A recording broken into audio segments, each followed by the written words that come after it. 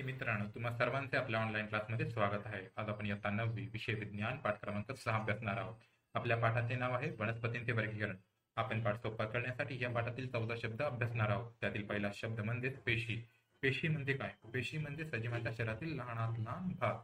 उदाहरण द्यायचं झालं तर आपल्या मानवी शरीरात वेगवेगळ्या प्रकारचे अवयव असतात. हे अवयव वेगवेगळ्या प्रकारच्या ऊतींनी बनलेले असतात आणि ह्या ऊती वेगवेगळ्या प्रकारच्या किंवा सारख्याच पेशींनी बनलेले असतात. म्हणजेच सजीवांच्या शरीरातील सर्वात लहान घटक कोणता? तर सजीवांच्या शरीरातील सर्वात लहान घटक पेशी. या पेशी वनस्पतींमध्ये सुद्धा असतात आणि प्राण्यांमध्ये सुद्धा असतात. शब्द क्रमांक 2. तर आपण आता पाहणार आहोत शब्द क्रमांक 2. शब्द क्रमांक 2 म्हणजे आदिकेंद्रकी. राईट. आदिकेंद्रकी म्हणजे काय? आपण पेशी पाहिलं. आदिकेंद्रकी म्हणजे असे सजीव की ज्यांच्या पेशींमध्ये आपल्याला केंद्रक दिसणार नाही, आपण केंद्रक पाहू शकणार नाही. त्यानंतर असतो दृश्य केंद्रकी.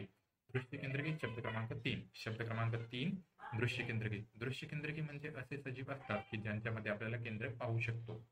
आपला शब्द क्रमांक 4 आहे एकपेशीय. एकपेशीय म्हणजे काय? असे सजीव की ज्यांच्या शरीरामध्ये फक्त एकच पेशी असेल आणि ती एकच पेशी सर्व काम करेल. समजतंय? असे सजीव की ज्यांच्या शरीरामध्ये फक्त एकच पेशी असेल आणि ती एकच पेशी सर्व काम करेल. उदाहरणाखातील पॅरामेशियम किंवा अमिबा हे एकपेशीयांचे उदाहरण आहेत.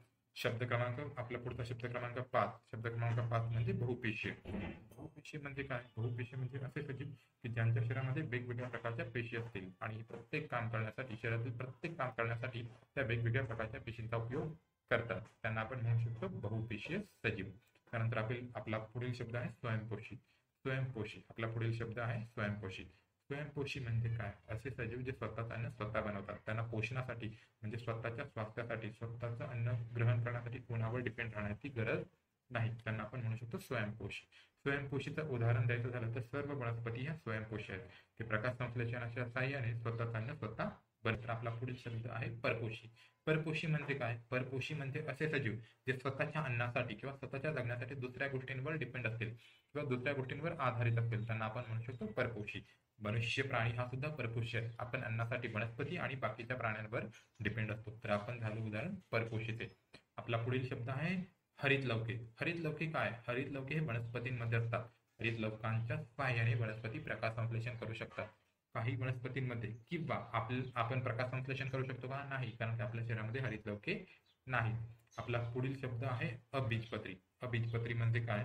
अबीजपत्री म्हणजे अशा प्रकारच्या वनस्पती की ज्यांच्यामध्ये आपल्याला फूल, फळ आणि बी दिसणार नाही. बीज. अबीजपत्री म्हणजे काय? अबीजपत्री म्हणजे अशा प्रकारच्या वनस्पती की ज्यांच्यामध्ये आपल्याला फूल, फळ आणि बीज येणार नाही. फूल, फळ आणि बीज नसणाऱ्या वनस्पती ज्या असतात त्या वनस्पतींना आपण अबीजपत्री वनस्पती म्हणू शकतो. त्यानंतर बीजपत्री वनस्पती. बीजपत्री वनस्पती म्हणजे अशा वनस्पती की ज्यांच्यामध्ये आपल्याला फळ, फूल वगैरे असतील ते मिळतील. त्यांना आपण म्हणू शकतो बीजपत्री. राईट. त्यानंतर आपला पुढील शब्द आहे आवृत्तबीजी वनस्पती. म्हणजे अशा वनस्पती की ज्यांच्या फळांमध्ये आपल्याला बी मिळेल. फळांच्या आतमध्ये आपल्याला बी मिळेल. उदाहरणाखाली द्यायचं झालं तर आपण साईडला जे उदाहरण आहे ते तुम्ही पाहू शकता. ह्या फळांच्या आतमध्ये आपल्याला बी मिळेल म्हणजे त्या झाल्या आवृत्तबीजी वनस्पती. त्यानंतर पुढील शब्द अनावृत्तबीजी वनस्पती.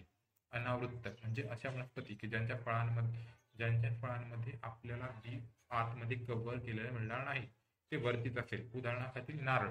राईट. तर बी वरतीच आहे. त्यानंतर एक बीजपत्री वनस्पती म्हणजे असे वनस्पतीने दिलेलं असं बीज असेल की ते बीज फक्त एकच असेल, आपण त्याला 2 भागांमध्ये तोडू शकत नाही. त्याला आपण म्हटलं एक बीजपत्री वनस्पती.